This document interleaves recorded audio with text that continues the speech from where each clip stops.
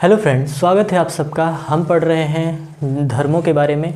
हमने बौद्ध धर्म और जैन धर्म को एकदम अच्छे से डिटेल में समझ लिया। अगर आपने वो वीडियो नहीं देखा है तो आप जाकर के जैन धर्म और बौद्ध धर्म की प्रारंभ को और इस समय वर्तमान में उसकी क्या स्थिति है उनको देख सकते हैं। आज हमें पढ़ना है भारत के प्रमुख धर्मों के बारे में। तो आइए एक एक करके सभी धर्मों को देखते हैं। तो जो हमारा पहला धर्म है वो है भागवत धर्म। भागवत धर्म के जो संस्थापक है या कह सकते हैं इस धर्म को प्रारंभ करने वाले, इसकी नींव रखने वाले जो व्यक्ति हैं उनका नाम है श्री कृष्ण, जिनका जन्म स्थल मथुरा में रहा, ठीक, जिसे आप भगवान श्री कृष्ण के नाम से जानते हैं। और ये जो धर्म है, इस धर्म की खासियत क्या है कि ये जब धर्म प्रारंभ हुआ तो इस धर्म ने बलि, कर्मकांड और पशु हत्या इन सभी चीज़ों का प्रतिबंध लगाया, उसको निषेध किया। कर्मकांड का मतलब जो पूजा पाठ वगैरह होती है उसको रोक कर उसमें रोक व्यवधान उत्पन्न करना, और पशु हत्या का मतलब होता है किसी जीव की हत्या ना करना।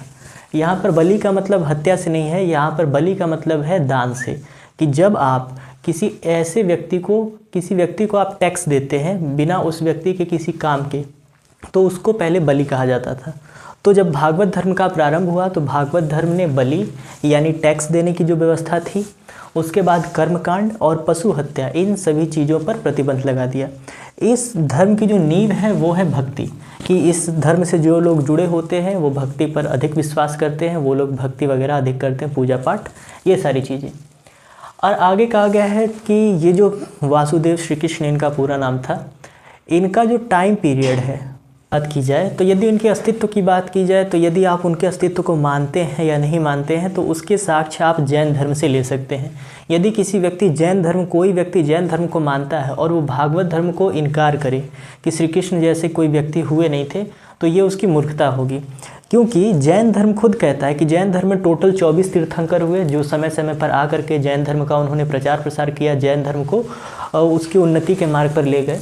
तो जब जैन धर्म के 22वें तीर्थंकर का जन्म हुआ तो लगभग उसी समय श्री कृष्ण का जन्म हुआ। इसीलिए जो अरिष्टनेमी जैन धर्म के 22वें तीर्थंकर हैं उनको श्री कृष्ण का समकालीन कहा जाता है। दोनों का जो एज है, मतलब जन्म का जो समय है, वो लगभग समान है। और उनके अस्तित्व की बात की जाए तो मेगास्थनीज चंद्रगुप्त मौर्य के दरबार में एक यात्री रहता था जो कि सभी चीज़ों यानी विदेशी यात्री था, जो कि पुस्तक लिखता था। उसकी पुस्तक आप जानते होंगे इंडिका थी। उसने बहुत सारी चीज़ें लिखी और उसने श्री कृष्ण का जो वर्णन है उसमें हेराक्लीज के नाम से दिया। ठीक, हेराक्लीज जो है वो एक यूनानी शब्द है, अर्थात यूनान में श्री कृष्ण को हेराक्लीज के नाम से जाना जाता है। और ये नाम प्रदान करने वाला व्यक्ति कौन था? वो मेगास्थनीज था, जो कि चंद्रगुप्त मौर्य के दरबार का एक सदस्य था। अब आगे बढ़ते हैं तो शुंग वंश के जो 9वें संस्थापक थे, जो उनके 9वें शासक थे शुंग वंश के, जिनका नाम था भागभद्र के समय एक और विदेशी यात्री आया जिसका नाम था हेलियोडोटस। अब वो भागवत धर्म से इतना प्रभावित हुआ कि उसने लोगों को प्रेरित करने के लिए मध्य प्रदेश में एक स्तंभ अभिलेख लिखवाया। स्तंभ हमने अभिलेख के प्रकार पढ़ाए हैं कि अभिलेख 4 प्रकार के होते हैं, उसी में से एक कैटेगरी है स्तंभ अभिलेख। तो उसने मध्य प्रदेश में एक अभिलेख लिखवाया जिसको नाम दिया गया गरुड़ ध्वज अभिलेख। और उस पर उसने क्या लिखवाया, क्या कोट दिया, उसने कौन सा संदेश दिया? तो दैट स्टेटमेंट वॉज ओम नमो भगवते वासुदेवाय। तो ये जो शब्द है ओम नमो भगवते वासुदेवाय, ये कहाँ से लिया गया है? ये लिया गया है गरुड़ ध्वज अभिलेख से, जिसको बनाने वाले कौन थे? हेलियोडोटस। और ये कब आए थे? शुंग वंश के शासनकाल में। और शुंग वंश के 9वें संस्थापक जो थे, अर्थात जो शासनकर्ता थे भागभद्र, उनके समय पर आए थे। अब आगे बढ़ते हैं। आगे कहा गया है कि उपनिषद को भी आपको पढ़ा दिया गया है। उपनिषदों की जो टोटल संख्या है, the number of total Upanishad, that was 118। ठीक, 118 उपनिषद है। तो उपनिषदों में 118 उपनिषद है, उसमें से एक उपनिषद है जिसका नाम है छंद्र योग्य उपनिषद। छंद्र योग्य उपनिषद जो है उसमें श्री कृष्ण की चर्चा देवकी पुत्र और अंगीरा के शिष्य के रूप में किया गया है। कि जो एक उपनिषद है उस उपनिषद का नाम है छंद्र योग्य उपनिषद। उस उपनिषद के अंदर श्री कृष्ण का जो वर्णन है वो देवकी पुत्र और अंगीरा ऋषि के शिष्य के रूप में किया जाता है। और आगे बढ़ते हैं। कहा गया कि और ये जो भागवत धर्म है, इस धर्म के जितने सिद्धांत हैं, हर धर्म की कोई ना कोई एक पुस्तक होती है जिसमें उस धर्म से संबंधित सभी सिद्धांत, सभी नियम, उसके जो मूल आधार है ठीक, उन सारी चीज़ों का हर स्टेटमेंट उसमें लिखा होता है। तो इसकी जो भागवत धर्म की जो धार्मिक पुस्तक है वो माना जाता है श्रीमद् भागवत गीता को, जिसको लिखने वाले थे वेद व्यास जी। जो गीता है, गीता का मुख्य सार यही है कि कर्म करो फल की इच्छा न करो। ठीक, पूरी गीता में सबसे बड़ा स्टेटमेंट यही है, अर्थात वो सबसे ज़्यादा जोर इसी पर देते हैं। उन्होंने जन्म को, कर्म को एक समान बताया और कहा कि तुम केवल और केवल कर्म करो, क्योंकि फल की जो फल है वो आपके हाथों में नहीं है, फल कोई और आपको देगा। अगर इस धर्म के अनुसार देखें तो ये कहते थे कि ईश्वर हैं जो आपके कर्मों का फल आपको देंगे। फिर आगे आइए तो कहा गया है कृष्ण के जो समर्थक, कि जितने लोग थे जो श्री कृष्ण के बातों से सहमत थे, जो उनके अनुयायी बने, जो उनके फॉलोवर्स बने, उन लोगों को कहा गया भागवत। कि ऐसे व्यक्ति जो श्री कृष्ण का अनुसरण करते थे, उनके फॉलोवर्स थे, उनको कहा जाता है भागवत। और भक्ति की, और इसमें बताया गया कि भक्ति करने की 9 विधियाँ हैं, कि आप 9 अलग अलग तरीक़ों से भक्ति कर सकते हैं। तो केवल इतना पर्याप्त है भागवत धर्म समझने के लिए। आई होप आपको समझ में आया होगा कि जो भागवत धर्म है वो मेनली कनेक्टेड है श्री कृष्ण से। श्री कृष्ण के जितने उद्देश्य हैं, जितने सिद्धांत हैं, जितनी बातें हैं, जो नैतिकता की बातें हैं, वो सभी के सभी का सार जो आपको देखने को मिलेगा वो भागवत धर्म में देखने को मिलेगा। अब आइए आगे बढ़ते हैं। तो जो हमारा दूसरा कैटेगरी है, दूसरी कैटेगरी में हमें पढ़ना है शैव धर्म के बारे में, कि शैव धर्म क्या है। तो जो व्यक्ति शिव की आराधना करते थे, शिव की पूजा करते थे या शिवलिंग की पूजा करते थे, उन लोगों को कहा गया शैव। ठीक, कि शिव की पूजा करने वाले व्यक्ति इस धर्म में आते हैं, वो आते हैं शैव धर्म में। और जो व्यक्ति शिव की या शिवलिंग की पूजा करते हैं, उन लोगों को कहा जाता है शैव। ठीक, अब बात की जाए इसके भी प्रमाण की, इसके भी साक्ष्य की, कि क्या प्रमाण है कि ये जो धर्म है वो एग्जिस्ट करता है, यानी पहले से था। तो इसका जो पहला साक्ष्य है वो हमको मिलता है सिंधु घाटी सभ्यता के समय। सिंधु घाटी सभ्यता के समय हमें साक्ष्य मिला, परंतु उसे प्रमाणिक नहीं माना गया। शिवलिंग का साक्ष्य मिला जिसे कि प्रमाणिक नहीं माना गया, कह दिया गया कि ये शिवलिंग नहीं, कुछ और चीज़ का पार्ट है। मगर शिवलिंग का जो प्रथम प्रमाणिक साक्ष्य है वो आपको देखने को मिलेगा मत्स्य पुराण। पुराण आपको बताए गए थे 5 पुराण होते हैं, उसी पुराण में सबसे प्रसिद्ध है मत्स्य पुराण, जिसके अंदर 10 अवतारों की भी चर्चा की गई है।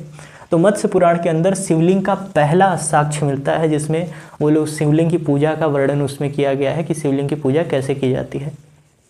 तो this is the first evidence, ठीक, जो कि ये प्रूफ करता है कि शिवलिंग था, लोग शिवलिंग की पूजा करते थे। अब आगे आइए, आगे कहा गया कि ऋग्वेद और साक्ष्य की बात की जाए तो जो ऋग्वेद है, हमारे 4 वेद हैं जिनकी रचना की गई, ठीक है, यानी 600 से लेकर के 1500 ईसा पूर्व तक जितनी भी रचनाएं की गई, 1500 ईसा पूर्व से लेकर के 600 ईसा पूर्व तक जितने भी हमारे वेद लिखे गए, उसमें जो ऋग्वेद है, ऋग्वेद के अंदर भी शिव की चर्चा है, मगर उसमें शिव को शिव न कह करके वहाँ पर एक नया शब्द दिया गया है, रुद्र। ठीक, आगे जो अथर्ववेद है, अथर्ववेद में शिव को बहुत सारे नामों से संबोधित किया गया है। उनको कहा गया है भव, भूपति, पशुपति और सर्व आदि जैसे बहुत सारे नाम दिए गए हैं। इन सारे नामों से उनको संबोधित किया गया है। आगे देखा जाए कि इस धर्म के प्रचार प्रसार के लिए कि दक्षिण भारत में 63 संतों ने मिलकर के इस धर्म का बहुत प्रचार प्रसार किया। और दक्षिण भारत में जो व्यक्ति शैव धर्म को मानता है उस व्यक्ति को कहा जाता है नैनार। ठीक, तो नैनार संत थे। नैनार का मतलब वे व्यक्ति जो शैव धर्म का प्रचार प्रसार कर रहे हैं। तो दक्षिण भारत में अगर शैव धर्म की देखी जाए तो शिव को मानने वाले लोगों की संख्या बहुत अधिक है। तो जो शिव की आराधना करने वाले लोग दक्षिण भारत में मिलते हैं, इस धर्म का प्रचार प्रसार वो किसने किया था? नैनार संतों ने किया था। अब आगे देखा जाए तो मत्स्य पुराण हमें ये बताता है कि जो शैव संप्रदाय है वो 4 भागों में बटा हुआ है। जो शैव धर्म है वो 4 अलग अलग शाखाओं में बटा हुआ है। कि जो शैव धर्म है उसकी 4 ब्रांचेस हैं। एक को कहा जाता है पशुपतिक, दूसरा कपालिक, तीसरा है कालमुखी और चौथा है लिंगायत। कि शिव को मानने वाले व्यक्तियों को 4 कैटेगरियों में विभाजित कर दिया गया। एक है पशुपतिक, फिर कपालिक, कालमुखी और लिंगायत। अब समझते हैं पशुपतिक किसे कहा जाता है। पशुपतिक का मतलब वे व्यक्ति जो प्राचीन समय से ही शिव की आराधना करते आ रहे हैं, शिव की पूजा करते आ रहे हैं, शिवलिंग की पूजा कर रहे हैं, उन व्यक्तियों को रखा जाता है पशुपतिक की श्रेणी में। और इस धर्म के जो संस्थापक हैं वो है लकुलिश। शैव धर्म के संस्थापक कोई नहीं है, क्योंकि जो व्यक्ति पहले से शिव की पूजा करता है उसको कहा जाता है शैव। कि शिव पहले से थे, शिव ने नहीं कहा कि हमारी पूजा कीजिए। जो व्यक्ति शिव को मानते थे वो लोग शैव कहलाए, और ये आगे चल के 4 भागों में बटा। तो पशुपतिक क्या है? शैव धर्म की वह शाखा जिसके अंतर्गत उन व्यक्तियों को रखा जाता है जो लोग प्राचीन काल से, प्राचीन समय से ही शिव की आराधना करते आ रहे हैं, और इसके जो संस्थापक है वो लकुलेश है, ठीक। और इसमें बताया गया है कि जो शिव हैं उनके कुल 18 अवतार हैं, कि उन्होंने 18 बार अवतार लिए। और अगली बात है कि इसका जो प्रमुख ग्रंथ है, पशुपतिक लोग जो हैं, जो लोग पशुपतिक की श्रेणी में आते हैं, उन लोगों का जो पवित्र ग्रंथ है उसको कहा जाता है पशुपत सूत्र। तो पशुपत सूत्र शैव धर्म की किस शाखा से संबंधित है? तो वो हो जाएगा पशुपतिक। अब आगे देखते हैं कपालिक, कि कपालिक कैटेगरी क्या है, कपालिक में किसको रखा जाता है? तो कपालिक में उन व्यक्तियों को रखा जाता है जो शिव की आराधना करते हैं, परंतु वो मानव कंकाल यानी जो मनुष्य की खोपड़ी होती है उसके अंदर वो भोजन करते हैं, पूरे शरीर में भस्म लगा कर रहते हैं, और लगभग न के बराबर वस्त्र पहनते, पूरी तरह वस्त्रहीन नहीं होते, केवल लंगोट धारण करते हैं। तो ऐसे लोगों को कहा जाता है कपालिक।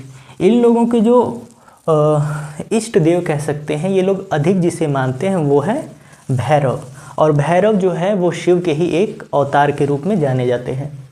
फिर ये लोग अपने पूरे शरीर में भस्म लगाते हैं। और केंद्र की बात की जाए कि कौन सा ऐसा जगह है जहाँ पर कपालिक लोग अधिक पाए जाते हैं, तो कपालिक संप्रदाय को मानने वाले जो लोग हैं उनका जो केंद्र है वो है श्रीशैल, ठीक। कि श्रीशैल ऐसा स्थान है जहाँ पर सबसे अधिक कपालिक लोग पाए जाते हैं, जो कपालिक धर्म को मानते हैं। अगली जो कैटेगरी है उसको कहा गया है कालमुख, कि कालमुख किसे कहते हैं, यानी कौन से व्यक्ति कालमुख के अंतर्गत आते हैं। पहली बात कि जो व्यक्ति कालमुख धर्म को मानते हैं, ठीक, उन लोगों को कहा जाता है महाव्रतधर, ठीक, या महाव्रतधारी। कि जो व्यक्ति शैव धर्म की कालमुख या कालमुखी भी कहा जाता है, कालमुखी शाखा से जुड़े हैं, उन लोगों को दक्षिण भारत में कहा जाता है महाव्रतधर। और ये लोग भी अपने शरीर पर भस्म लगाते हैं, परंतु उतनी अधिक मात्रा में नहीं, थोड़ी बहुत, यानी माथे पर लगा लिया या बाजू वगैरह में उन लोगों ने थोड़ा सा भस्म लगा दिया। अब इस धर्म का सबसे अधिक प्रचार प्रसार करने वाले जो व्यक्ति थे उनका नाम था गोरखनाथ। गोरखनाथ का नाम आपने सुना होगा कि गोरखनाथ ने सबसे अधिक किसका प्रचार किया? तो उन्होंने शैव धर्म की जो एक ब्रांच है, शाखा है कालमुख, उसका उन्होंने बहुत प्रचार प्रसार किया। अब शैव धर्म की जो लास्ट ब्रांच है जिसको कहा गया है लिंगायत, तो लिंगायत इसकी संस्थापना करने वाले व्यक्ति जो थे उनका नाम था वल्लभ प्रभु, ठीक। वल्लभ प्रभु ने लिंगायत संप्रदाय की स्थापना की थी। और ये लोग क्या करते हैं? शिवलिंग की पूजा करते हैं, परंतु इसमें थोड़ा सा डिफरेंस है कि शैव संप्रदाय के ये ऐसे व्यक्ति हैं जिनकी धारणा ये है कि व्यक्ति जब मर जाता है तो ये व्यक्ति उसे जलाते नहीं बल्कि दफनाते हैं। तो शैव धर्म की वह शाखा जिसके अंतर्गत दहन संस्कार के बजाय दफनाने की प्रक्रिया चलती है, वो कौन सा ब्रांच है? वो शाखा है लिंगायत। लिंगायत संप्रदाय के जो संस्थापक हैं वो वल्लभ प्रभु है। इस धर्म में लोग शिवलिंग की पूजा करते हैं, परंतु मृत्यु के उपरांत लोगों को दफनाने की परंपरा पाई जाती है। और दक्षिण भारत में सबसे लोकप्रिय जो धर्म है, शैव धर्म की 4 ब्रांचेस है, इन 4 ब्रांचों में सबसे अधिक जो प्रसिद्ध है वो है लिंगायत, ठीक है। तो आई होप आपको शैव धर्म के बारे में भी समझ में आ गया होगा, ठीक। अब आगे की ओर बढ़ते हैं। तो आपने देख लिया भागवत धर्म जो श्री कृष्ण से रिलेटेड है, आगे आपने देख लिया शैव धर्म जो शिव से रिलेटेड है, और आगे आता है उसके बाद नेक्स्ट वैष्णव धर्म। वैष्णव धर्म है सामान्य सी बात कि ये भगवान विष्णु से संबंधित है।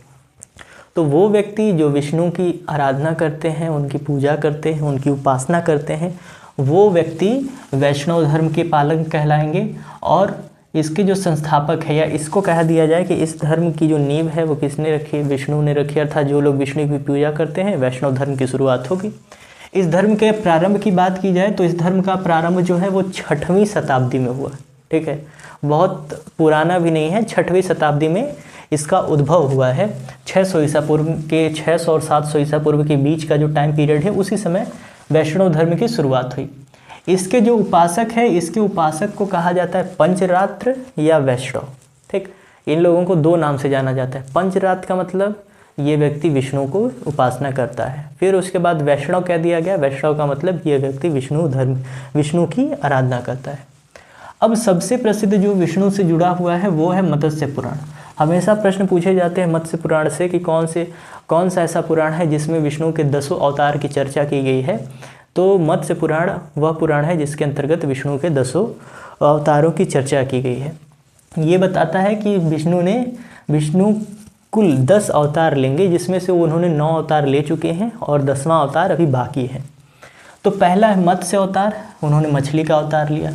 दूसरा है कुर्म अवतार। कुर्म का मतलब होता है कच्छप यानी कछुए का अवतार। आपने समुद्र मंथन की कहानी सुनी होगी कि उसमें जब पर्वत जो है वो जब नीचे की ओर जाने लगता है तो उसको बेस आधार चाहिए होता है, तो उसको आधार प्रदान करने के लिए वो एक कच्छप का रूप लेते हैं, तो उसी को संस्कृत में कुर्म कहा जाता है। आगे कहा गया तीसरा शब्द वराह। वराह का मतलब होता है सुअर। ठीक, कि आप देखेंगे तो वराह अवतार भी उन्होंने लिया था।